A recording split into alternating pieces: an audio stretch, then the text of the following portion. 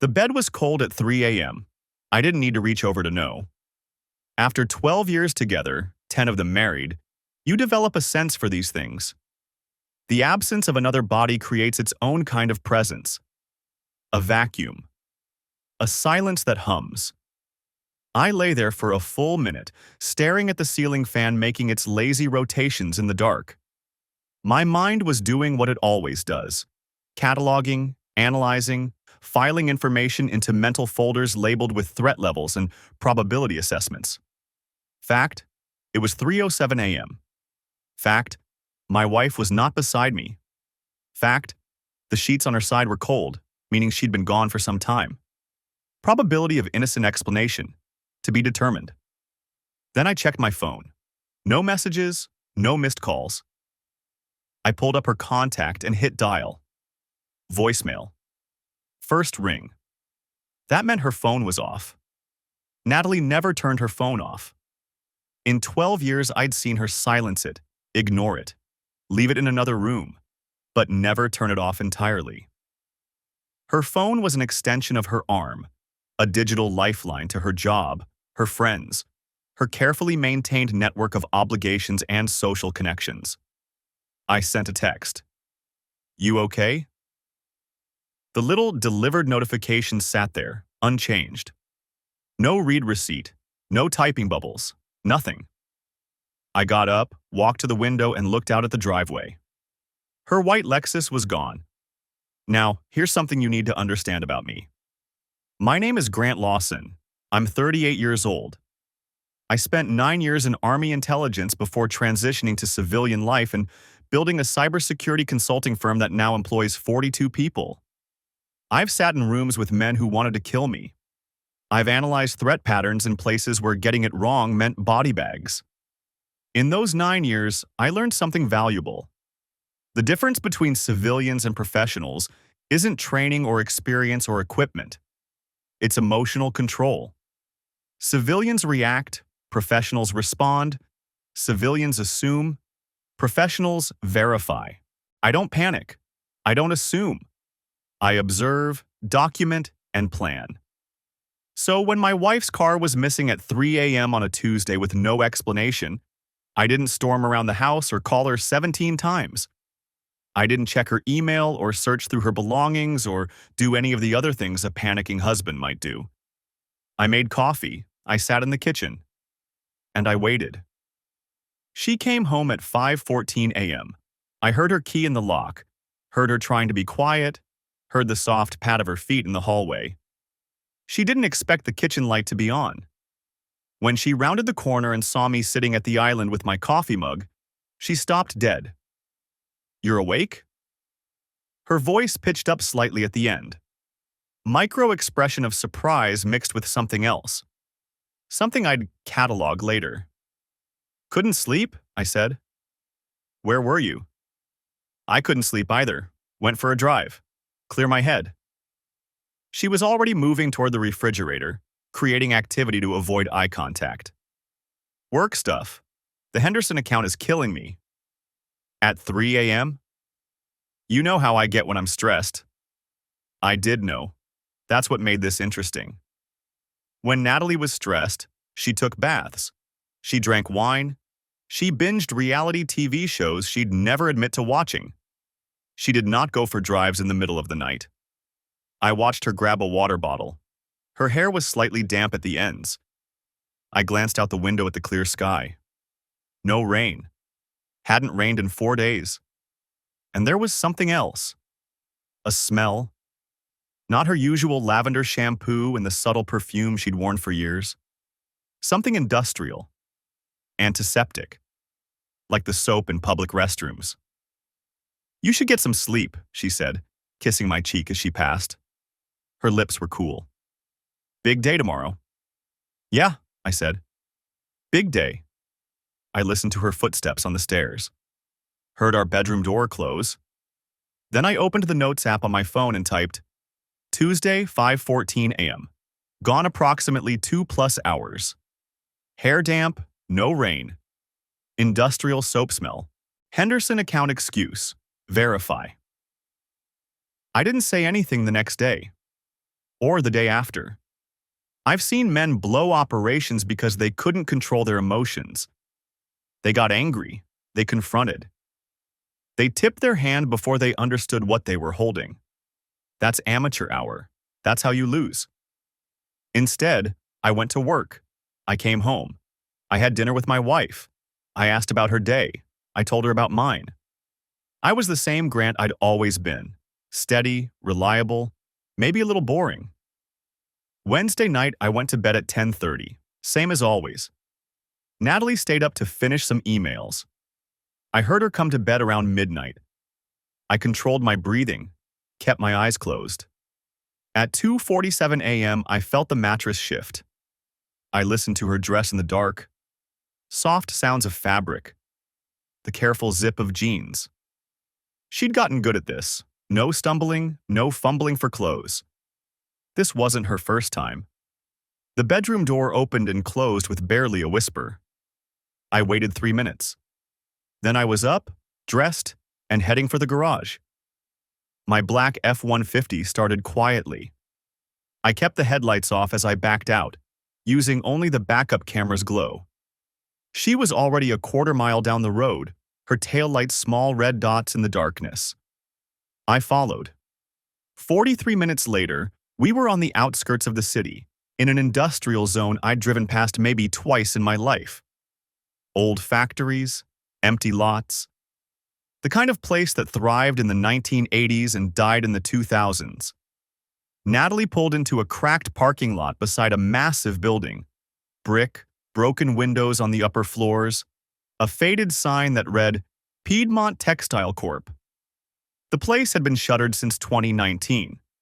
She got out of her car, walked to a side door, punched in a code on a keypad that looked surprisingly new compared to the building. The door opened. She went in. I parked 200 yards away behind a rusted dumpster and killed the engine. 2 hours and 14 minutes later, at 5:01 a.m., the side door opened. Natalie emerged. Alone. I watched her get in her car, watched her drive away. I didn't follow. Not yet. Instead, I walked to the building. The keypad was a commercial-grade Slake. The kind you'd put on a building you actually used. I pulled out my phone and photographed it, the door, the building facade, and Natalie's tire tracks in the gravel. Then I photographed the property address. 4415 Industrial Parkway. The next 4 days were about intelligence gathering. I maintained complete normalcy at home. Made breakfast Saturday morning. Took Natalie to dinner Saturday night. Watched a movie with her Sunday afternoon, some romantic comedy she picked. I laughed at the right moments. Held her hand. Meanwhile, I was dissecting her life. First, the building. A property records search revealed 4415 Industrial Parkway was owned by something called Coastal Holdings LLC. Registered in Delaware, the go-to state for shell companies. Listed agent, a law firm in Wilmington that specialized in corporate anonymity. But shell companies have cracks. They file taxes. They have bank accounts. They leave trails. It took me 2 days to trace Coastal Holdings back to its beneficial owner. The name hit me like a punch to the throat. Victor Ashford. I knew Victor. Everyone in this city knew Victor. 52 years old, silver-templed. Magazine handsome in that wealthy older man way. He was the city's most prominent real estate developer, responsible for half the luxury condos and mixed-use developments that had transformed the downtown skyline. He sat on the city council. His wife, Patricia, came from old money. Her family had owned tobacco plantations 2 centuries ago, and while the tobacco was long gone, the money had evolved and multiplied. Victor and I had met 3 times at charity events. Galas. Fundraisers. The kind of events where people write 5-figure checks and congratulate each other on their generosity. Every time Natalie had introduced us, I sat at my desk in my home office, staring at Victor Ashford's photo on my screen. Distinguished, confident, The kind of man who'd never been told no in his life.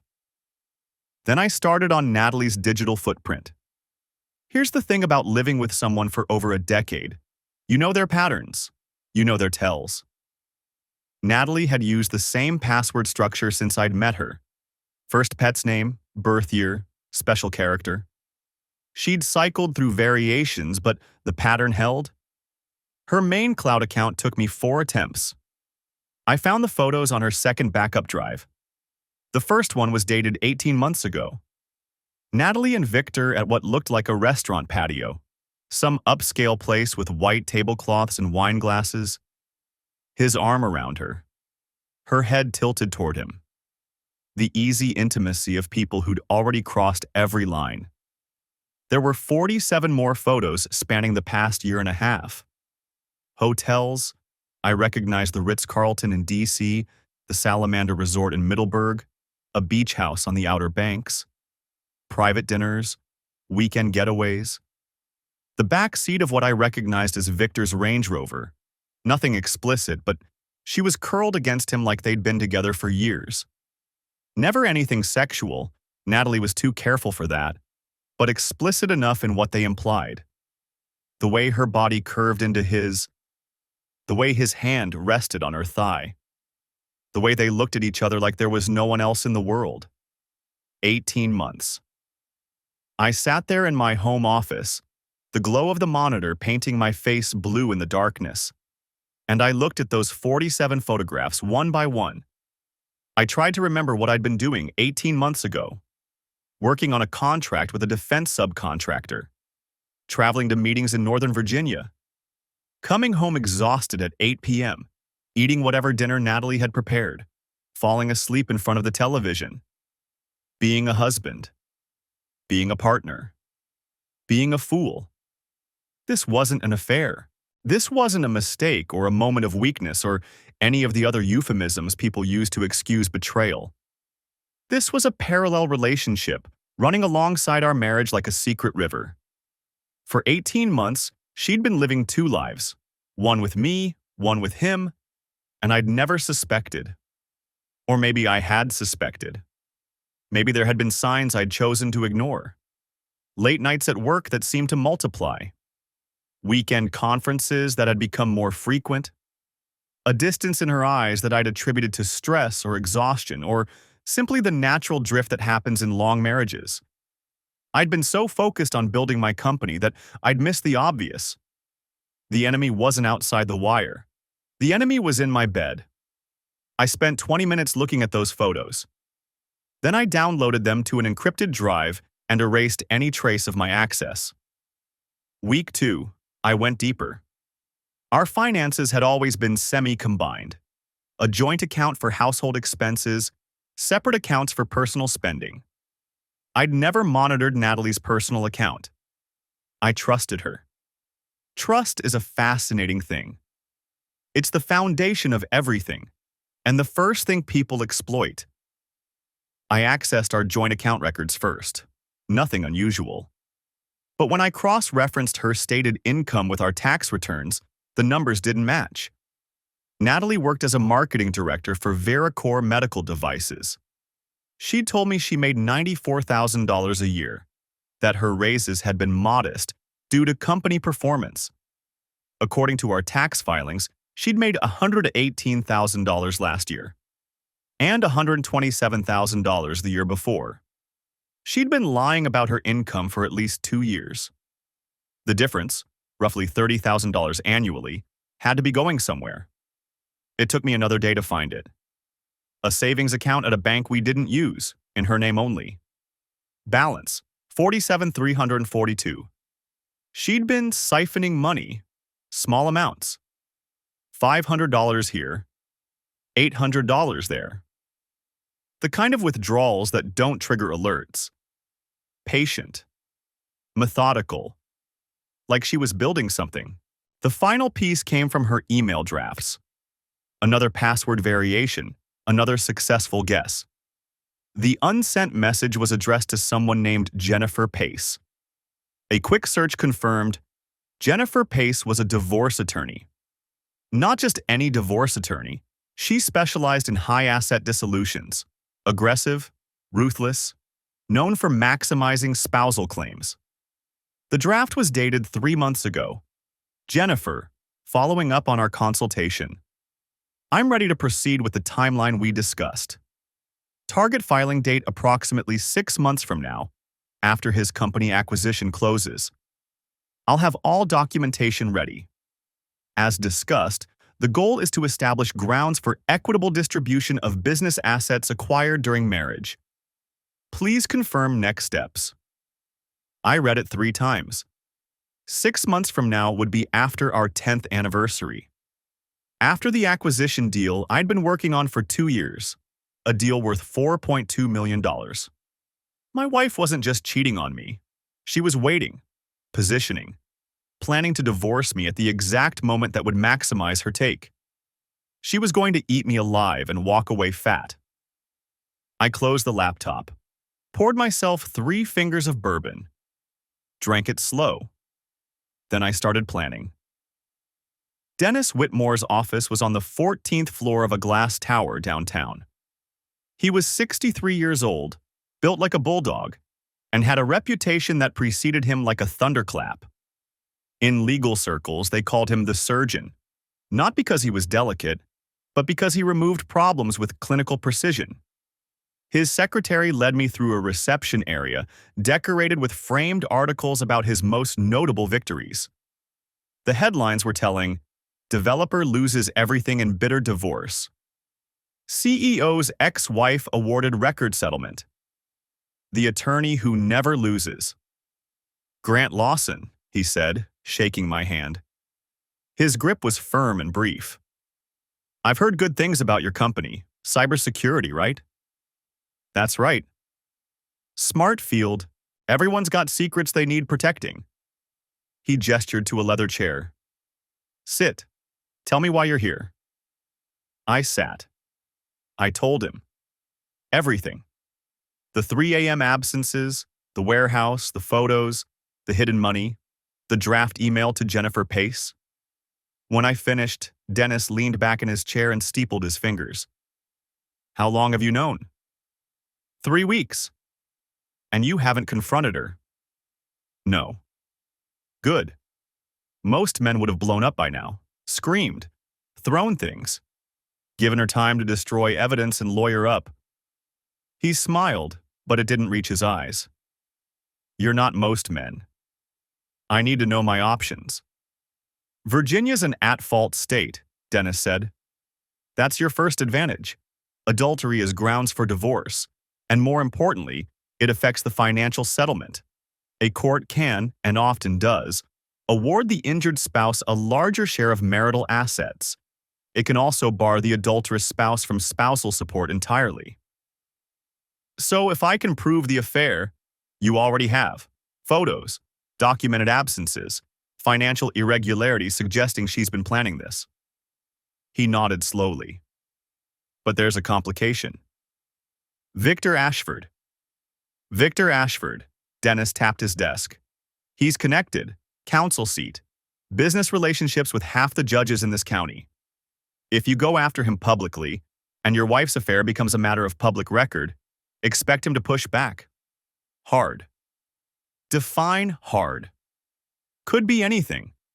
Business pressure, calls to your clients, suggestions that they might want to reconsider their relationship with your firm. Reputation attacks, stories planted with friendly journalists about your mental state, your business practices, your character. He's got media contacts who could make your life unpleasant. Dennis shrugged. Or he could settle. Pay you to go away quietly. Men like Victor prefer their scandals buried. What if I don't want to go away quietly? Dennis raised an eyebrow. Then you better be prepared for a war, because that's what it'll be. I thought about this. What's the cleanest path? Document everything. File first. File with evidence. Don't give her or her attorney any room to maneuver. Dennis leaned forward. Your company acquisition. How far along is it? Due diligence is complete. We're expecting to close in 8 weeks. Can you accelerate that? Possibly. Do it, and restructure your ownership stake before filing. Assets acquired before marriage are protected, and business holdings solely in your name stay yours, but only if the paperwork is clean.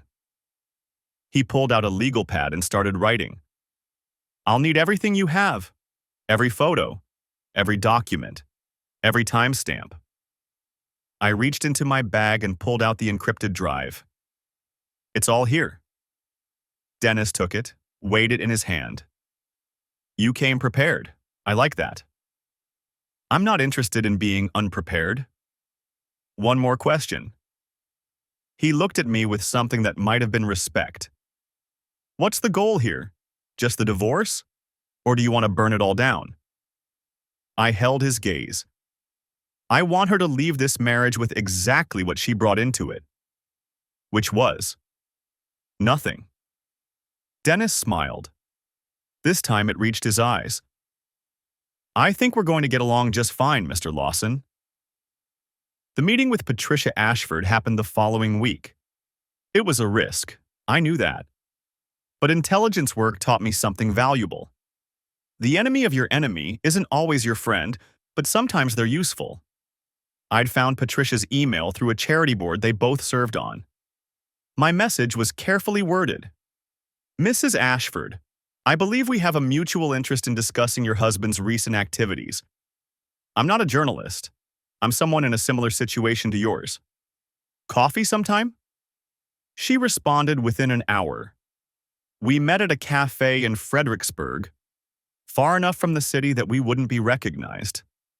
She was already seated when I arrived, mid-50s, elegantly dressed, the kind of beauty that expensive maintenance preserves but can't quite stop time from touching. Mr. Lawson, she didn't stand. Sit down. I sat.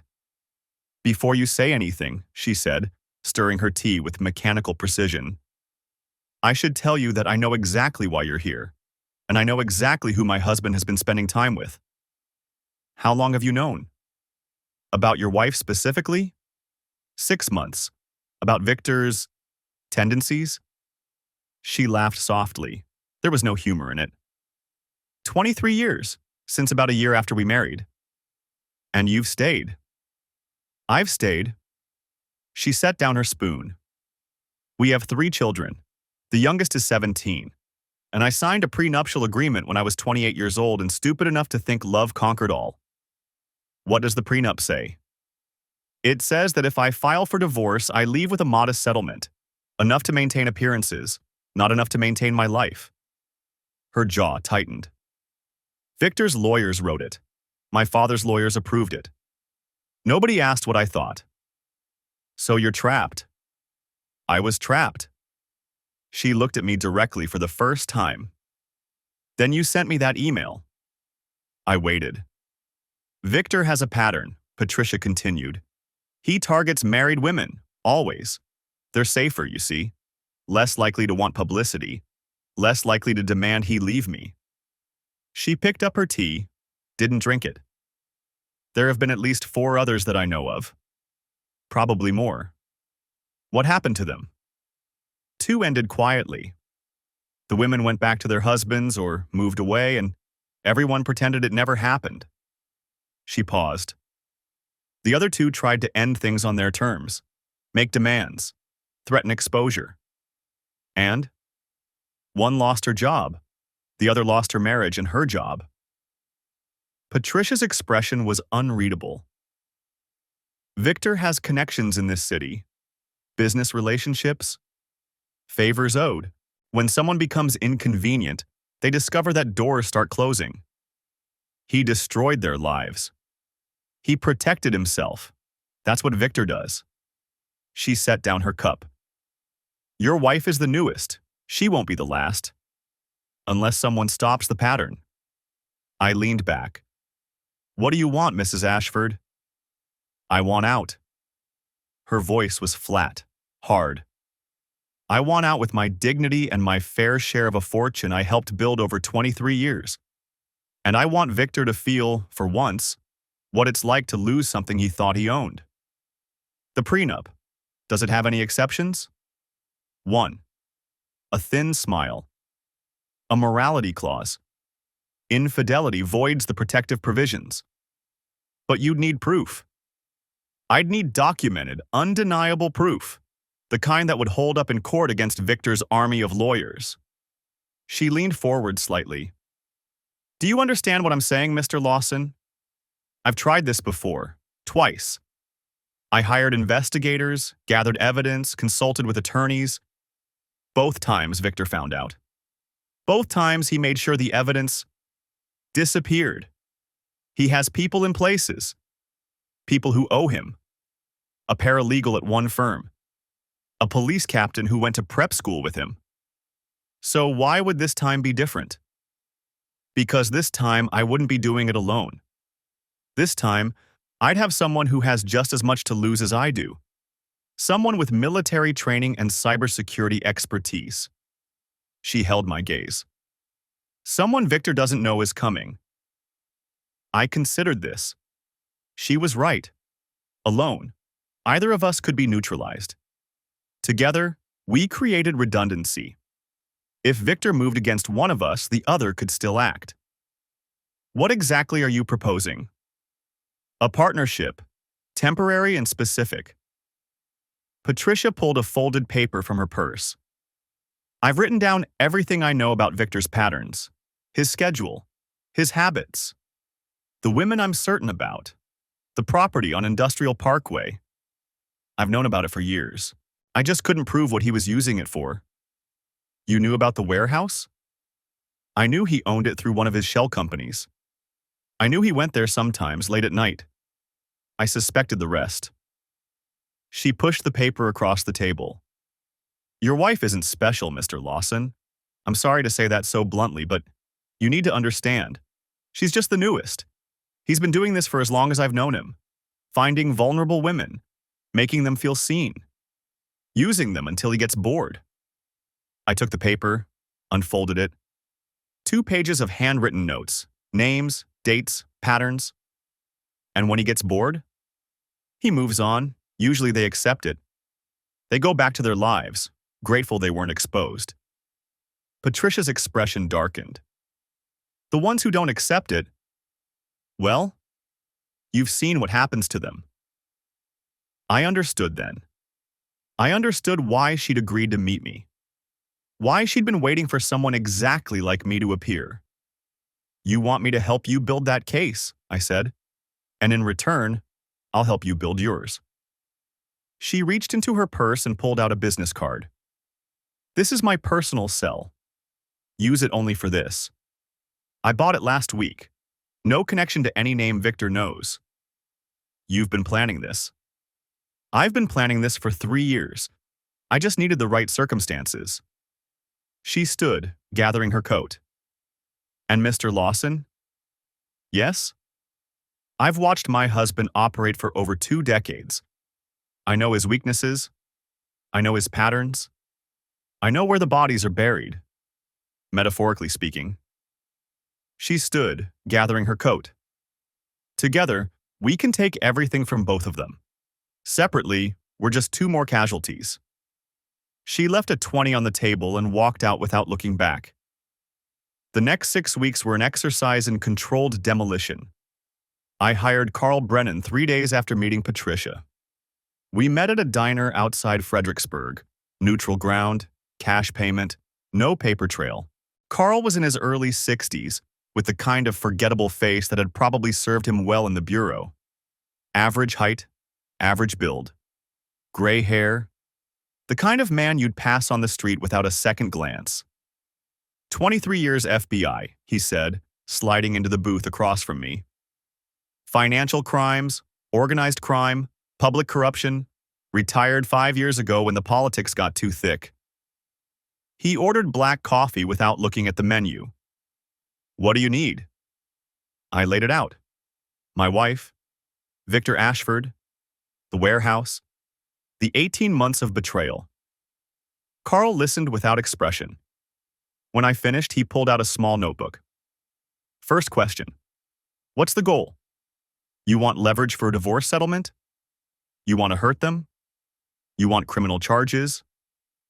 I want documentation sufficient to win an at-fault divorce proceeding in Virginia. Photographs. Video, if possible. Financial records showing concealment of assets. That's achievable, he made a note. Second question. Any reason to think they know you're onto them? No. I've maintained completely normal behavior. She has no idea. Good. That's rare. A flicker of something like respect crossed his face. Most husbands blow it within the first week. Can't help themselves. They confront, they accuse, they give everything away. I'm not most husbands. Clearly. He tapped his pen against the notebook. Third question, and this one matters. Are you prepared for what we might find? I already know she's sleeping with him. I already know she's been planning to divorce me. What else is there? Carl shrugged. Sometimes there's more. Other men. Financial fraud we didn't expect. Things that make the situation worse than we thought. He met my eyes. I've seen strong men break when the full picture emerges. I need to know you'll keep your head. I spent 9 years in military intelligence. I've seen things that would make a civilian vomit. Whatever you find, I can handle. Carl studied me for a long moment. Then he nodded. All right, here's how this works. I charge $200 an hour plus expenses. Everything I do is legal, no wiretapping, no breaking and entering, no entrapment. If it can't be used in court, I won't do it. That's what I want. I'll need a retainer, $5,000 to start. I'll send you detailed reports every week with photographs and video documentation attached. You'll have a secure login to access everything. I pulled an envelope from my jacket and slid it across the table. 5,000 in hundreds. Carl opened it, counted it without embarrassment, and tucked it into his jacket. I'll start tonight. Give me 2 weeks, and I'll have a pattern established. After that, we fill in the gaps. I don't do illegal, Carl told me as we wrapped up.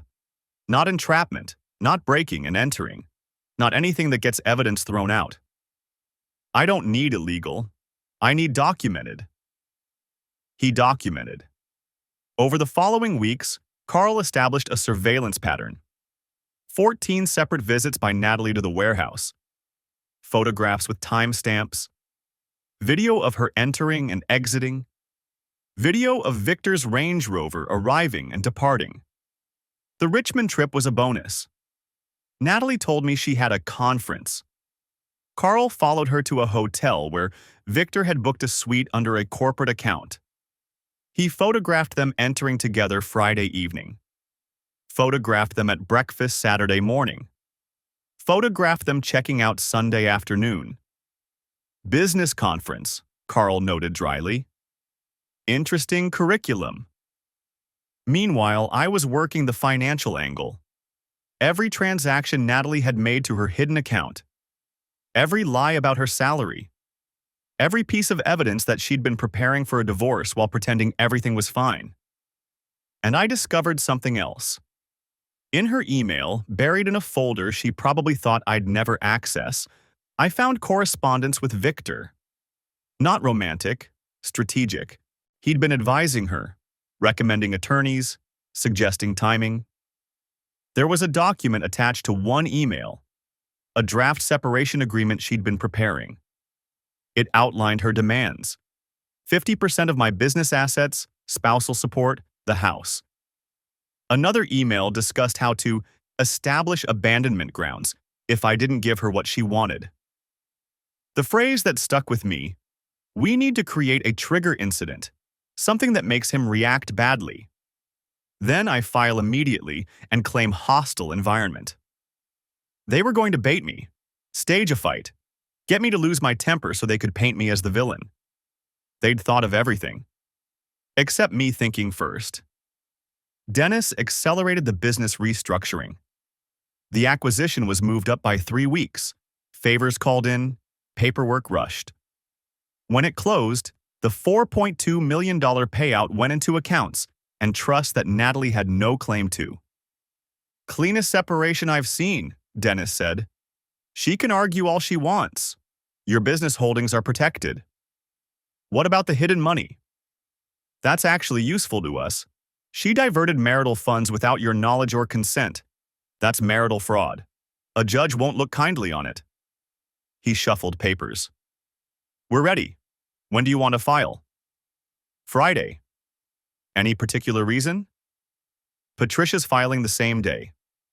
Dennis raised an eyebrow. Coordinated assault. I like it. Patricia's contribution was surgical.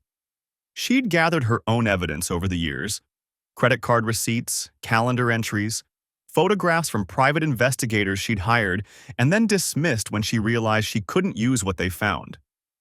All of it useless under the old calculation. But combined with Carl's work, combined with timestamps and video and hotel records, it was a wall of evidence so high Victor couldn't climb over it. The morality clause is triggered, her attorney told her. I know because she called me that evening, and I could hear the satisfaction in her voice like honey. 23 years of documentation. It's undeniable. He'll fight. Let him fight. Let him spend $1 million fighting. Every dollar he spends is a dollar less I need to split. Friday morning, I sat in Dennis's office and signed the filing documents. Friday afternoon, Patricia sat in her attorney's office and signed hers. By Friday evening, Victor Ashford's carefully constructed world had 2 cracks running through it. I also made a phone call that day. Anonymous tip to the board of directors at Vera Core Medical Devices, the company where Natalie worked, the company where Victor sat on the board. I believe there may be a conflict of interest, I said, using a burner phone and a voice modulator I'd picked up for $60 online. You might want to examine the relationship between board member Victor Ashford and your marketing director, Natalie Lawson. I hung up before they could ask questions. By Monday, Natalie was placed on administrative leave pending investigation. By Wednesday, Victor had resigned from the board, citing personal reasons. By Friday, Patricia's divorce filing was public record, and 3 local journalists had received anonymous packets containing carefully selected documentation of Victor Ashford's pattern of behavior. The narrative I crafted wasn't "jilted husband seeks revenge." That's a story that makes the husband look pathetic and the wife sympathetic. The narrative was, prominent developer and city council member uses position to pursue affairs with married women, then destroys careers of those who resist. 2 other women Patricia had identified from Victor's past, came forward within a week. Their stories corroborated the pattern. Their names were initially withheld, then one went public, then the other. Victor's carefully maintained image didn't crack. It shattered. Saturday night, I waited in the kitchen. Same spot where I'd waited that first night, 3 months ago. Same cold coffee mug. Same steady heartbeat. Natalie came home at 11 p.m. She looked hollowed out. Dark circles under her eyes. The confidence she'd always carried was gone. She walked into the kitchen and stopped when she saw me. Grant. Her voice cracked. I've been trying to call you all day. I know. My job. They put me on leave. They're saying there's an investigation, something about a conflict of interest. I know. She stared at me. Something shifted in her expression. What do you mean, you know? I set down my coffee mug. I know about Victor. I know about the warehouse on Industrial Parkway. I know about the keypad code you punch in at 2:47 in the morning while you think I'm sleeping. Her face went pale.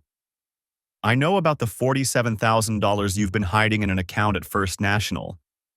I know about the emails with Jennifer Pace. I know about the draft separation agreement where you plan to take half my business and establish abandonment grounds by staging a fight. Grant, I know about Richmond, the hotel suite Victor booked, the Saturday breakfast at the cafe on Gray Street. You had eggs. Benedict, he had the smoked salmon. I have photographs. She sank into a chair. Her hands were shaking. For a long moment, neither of us spoke. The refrigerator hummed. Somewhere outside, a dog barked. How long? She finally whispered. How long have you known? Since the second night. Her head snapped up. The second? That was months ago. You've known for months? 87 days. I took a sip of my cold coffee. But I wanted to be thorough. Thorough. She repeated the word like it was foreign. You've been… what?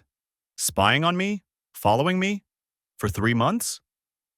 I preferred documenting, and I hired a professional for most of it. Carl Brennan, former FBI. Very thorough.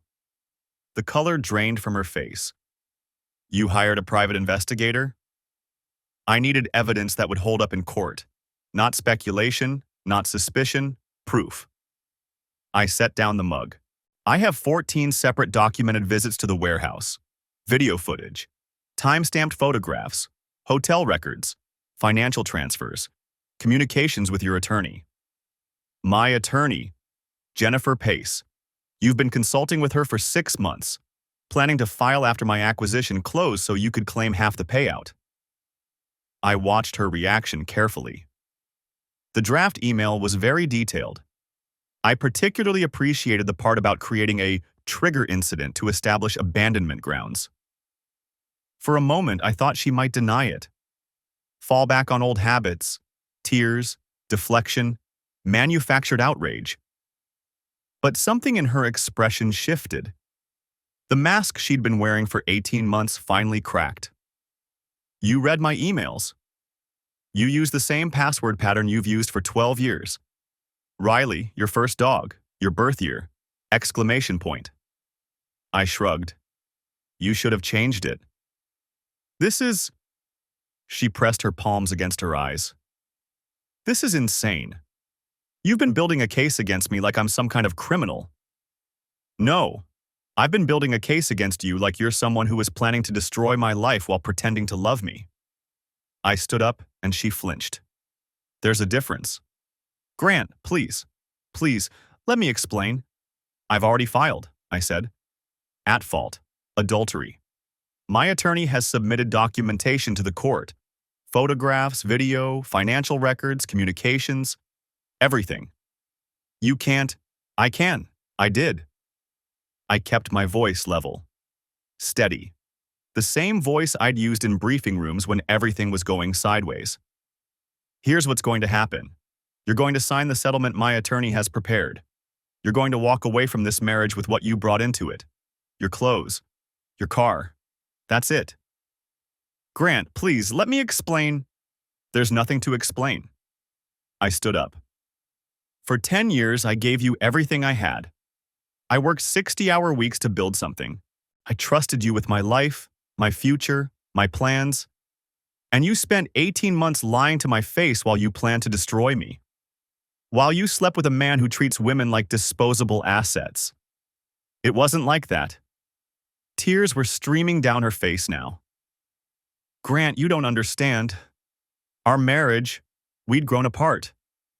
You were always working, always focused on the business. I felt invisible. And then Victor told you what you wanted to hear. I walked to the window, looked out at the empty driveway. That's what men like him do. They find the crack in someone's armor and they exploit it.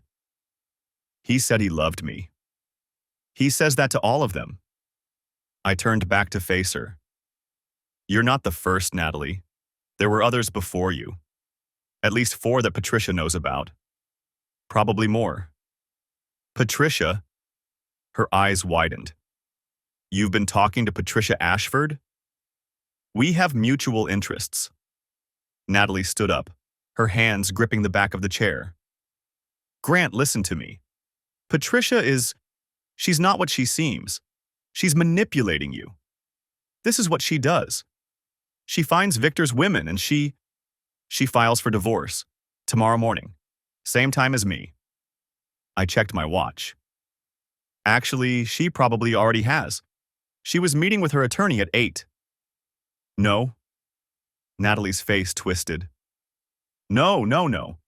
If Patricia files with proof, if she gets out of the prenup, Victor will lose everything. His business, his reputation, His political career? That's the idea. You don't understand. She crossed the kitchen and grabbed my arm. Victor has connections. If you expose him publicly, if this becomes a scandal, he'll retaliate. He has friends, powerful friends. He'll come after your business, your reputation. He already has, I said, gently removing her hand. He made some calls last week, tried to pressure my business partners. One of them called me, actually.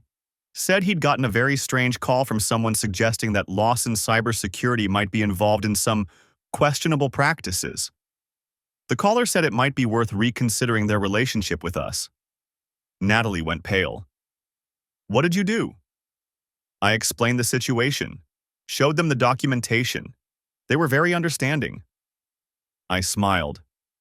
It felt strange on my face, like wearing a mask. Turns out, people don't like being threatened on behalf of a man who cheats on his wife and tries to destroy anyone who gets in his way.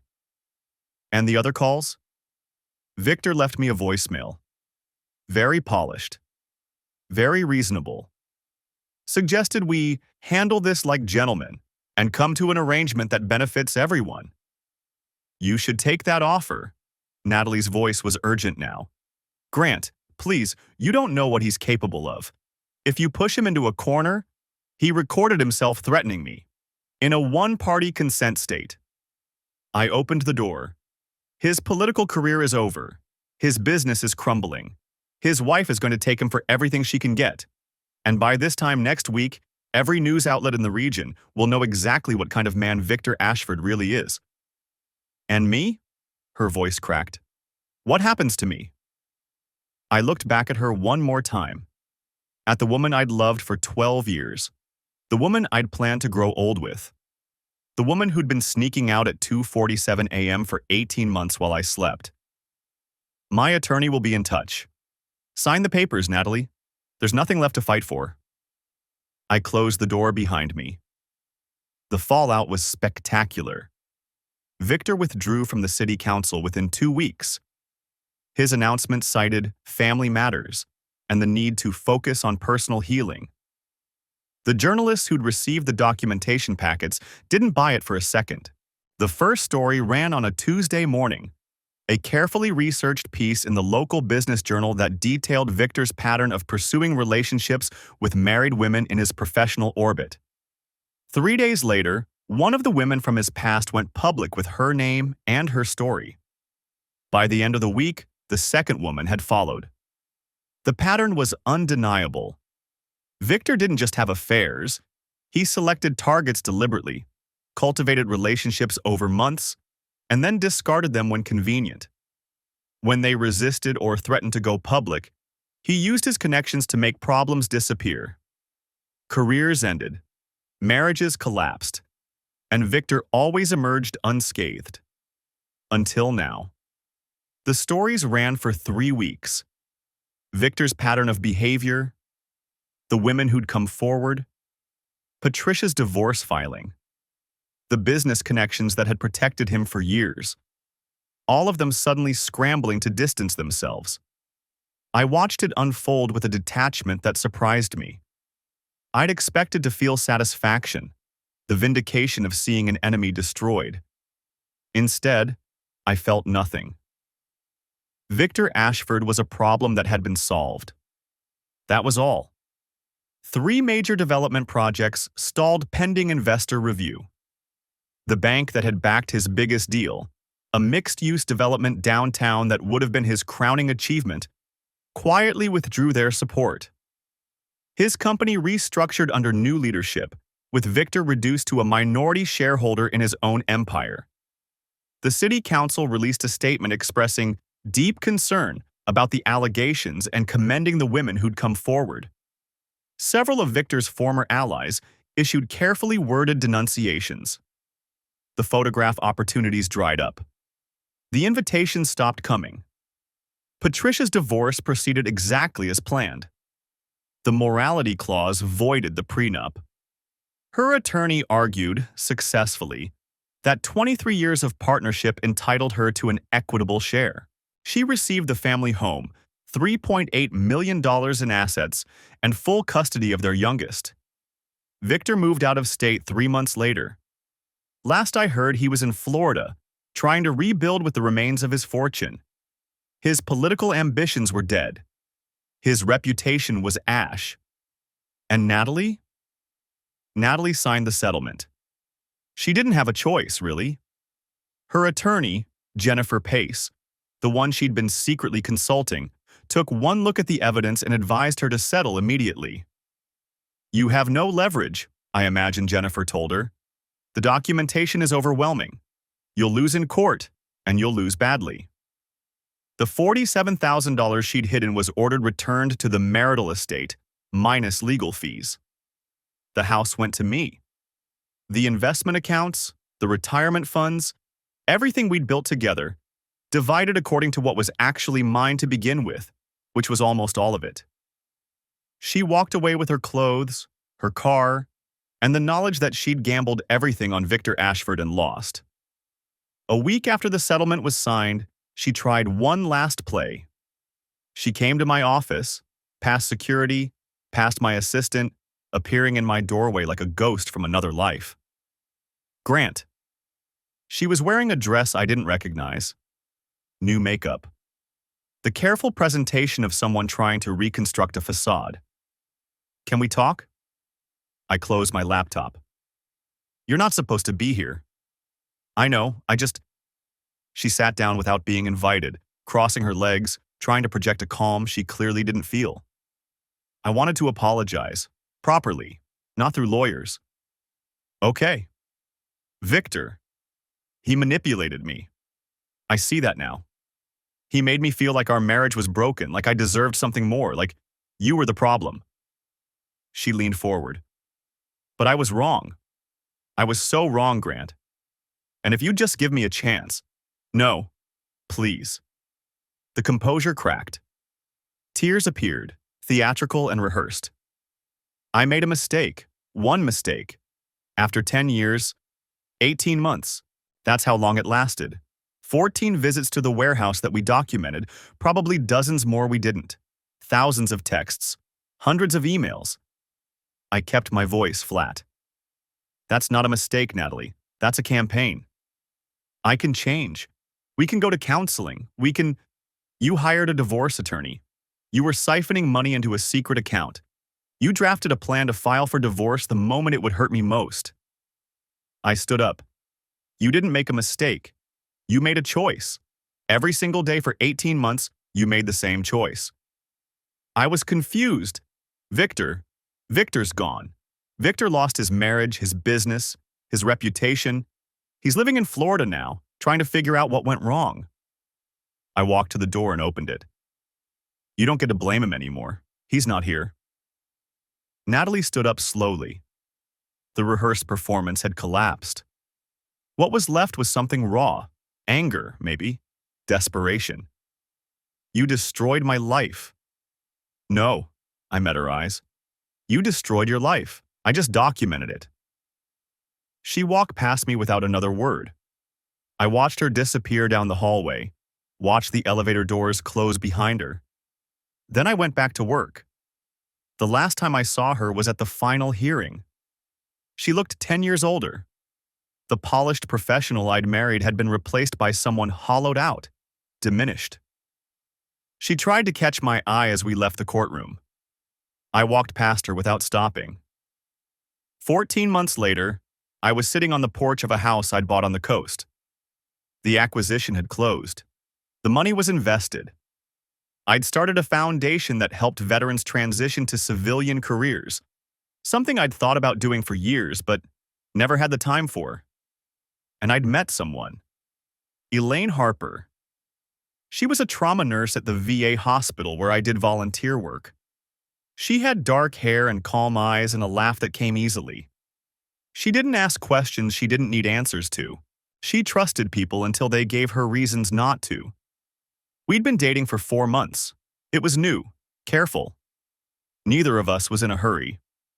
I was watching the ocean when she came out with 2 cups of coffee. "Mail came," she said, handing me an envelope along with the mug. "Looks personal." I looked at the return address. Patricia Ashford. I opened it while Elaine settled into the chair beside me.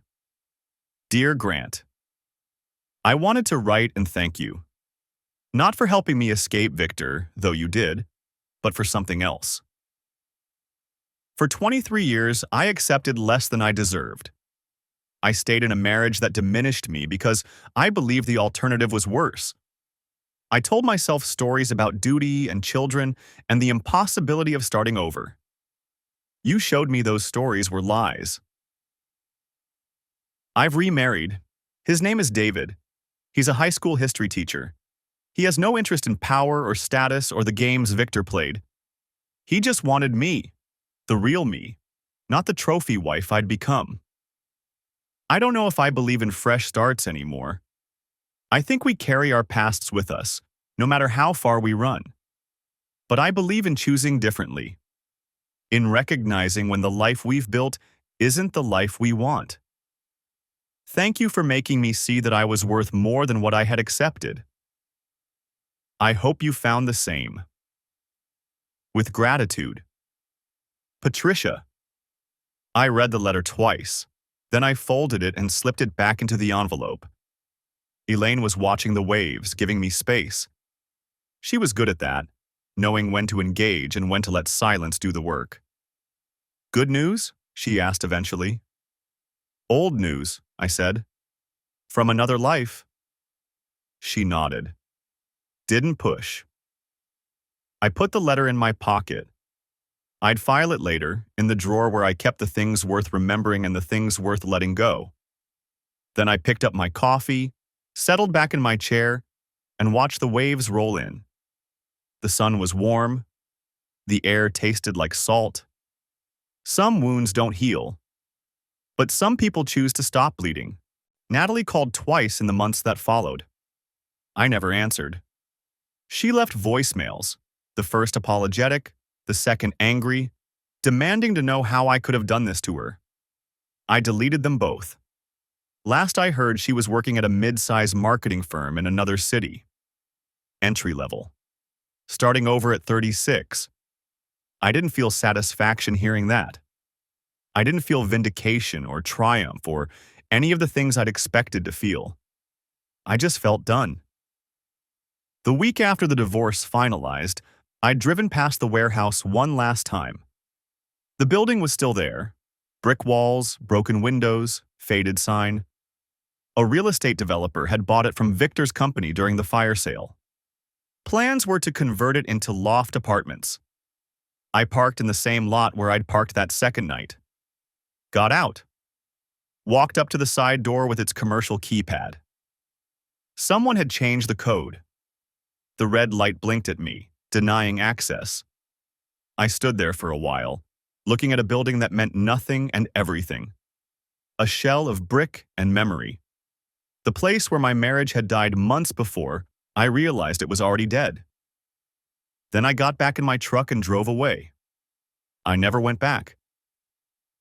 Here's what people don't tell you about betrayal.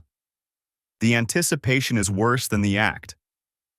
Once I knew, once I had proof and documentation and the cold certainty of photographs, the anger became something I could use. Fuel for a fire that burned clean and hot. But those first nights, the weeks before I started investigating, when I only had suspicions and the cold side of a bed, that was the hardest part. The not knowing. The wondering if I was crazy, paranoid, inventing problems where none existed. I used to lie awake and rehearse the conversation where Natalie would explain everything and it would all make sense. A sick family member, a crisis at work, something that would let me keep the life I thought I had. Those fantasies died in a parking lot on Industrial Parkway at 3 a.m., watching my wife enter a building owned by a man who'd been sleeping with her for 18 months. After that, everything was just execution. 6 months after the divorce, I got a call from Dennis Whitmore. Thought you'd want to know, he said. Victor Ashford tried to sue Patricia for defamation, claims her public statements damaged his business interests. And? Judge threw it out, said truth was an absolute defense and Patricia had documentation to spare. Dennis's voice held a note of satisfaction. He also ordered Victor to pay her legal fees, Apparently, the judge has a daughter who got involved with a married man once. Didn't go well. I laughed. It was the first genuine laugh I'd had in months. How's Patricia doing? Remarried, living in Charlottesville? Seems happy from what I hear. Dennis paused. How about you? I looked out the window of my office. The foundation had grown. We'd helped 63 veterans find jobs in the past year. I was dating a woman who made me remember why I'd wanted a partner in the first place. My company was thriving. My life was my own. I'm good, I said. Actually good. Glad to hear it. Dennis cleared his throat. Listen, I've been doing this job for 31 years. Seen a lot of divorces, a lot of betrayals. Most people come out the other side diminished, even the ones who win. What's your point? You didn't just survive this. You came out ahead. That's rare. He paused. Don't waste it. I don't intend to. We said our goodbyes and hung up. I went back to work. 2 years later, almost to the day, I proposed to Elaine. We were on the porch of the coastal house, the same porch where I'd read Patricia's letter. The sun was setting, painting the water in shades of orange and pink. I didn't do anything fancy, no elaborate speeches, no grand gestures. I just asked her if she wanted to build a life together, a real one, honest and imperfect and based on something that could actually last. She said yes. We got married 3 months later. Small ceremony. Just family and close friends. No galas. No charity events. No pretending to be something we weren't. Natalie wasn't there, obviously, but Patricia sent a card. Congratulations on choosing differently. It's the hardest thing and the best thing. With love, P. I kept the card. Some things are worth remembering. I think about that first night sometimes. The cold bed, the missing car, the careful lie about going for a drive. I think about what would have happened if I'd confronted her then. If I'd done what most people do, gotten angry, demanded answers, given her time to prepare. I think she would have denied it. I think she would have cried and apologized and promised to do better. I think I might have believed her, because I wanted to, because it was easier, because the alternative meant admitting that the life I'd built was built on sand. And then, 6 months later, I would have come home to empty rooms and a process server with divorce papers. She would have taken half my business. She would have painted me as the neglectful husband, too focused on work to notice his wife's needs. She would have won. Instead, I kept my mouth shut. I watched. I documented. I planned. And when the moment came, I didn't hesitate. Some people will tell you that's cold, that a loving husband would have fought for his marriage, given her a chance to explain, worked through it with counselors and compromise. Those people have never watched their wife sneak out at 2:47 a.m. to meet a man who's been advising her on how to destroy you. Trust isn't something you rebuild after that. It's something you bury. Last thing. About a year after everything settled, I was cleaning out my home office and found the encrypted drive. The one with all the evidence, the photos, the financial records, the surveillance reports. I held it in my hand for a long time. Everything was on there. 18 months of betrayal, compressed into gigabytes of data. The entire story of how my marriage ended. I could have kept it. Proof. Documentation. Something to look at when I doubted myself, when I wondered if I'd done the right thing. Instead, I walked outside, dropped the drive into the fire pit, and watched it melt. The plastic bubbled. The metal warped. 20 minutes later, it was just slag. I went back inside, poured myself a drink, and sat in the quiet. The past is useful until it isn't. Then it's just weight. I was done carrying it. Elaine came in around midnight. She'd been on a late shift. Trauma never respects business hours. "You're still up," she said, dropping her bag by the door. "Couldn't sleep." She walked over, kissed the top of my head, started making tea. Routine. Comfortable. The kind of easy intimacy that doesn't need to perform. Bad day? She asked. Just thinking. About? I considered telling her. About the drive. About what it represented. About the 18 months I'd spent building a case against a woman I'd once loved. Instead, I said, about how lucky I am. She smiled. It was tired, but real. That's a good thing to think about. She brought her tea to the couch, curled up beside me. We sat in comfortable silence, watching the darkness beyond the windows. Some stories don't have morals. They just have endings. This is mine.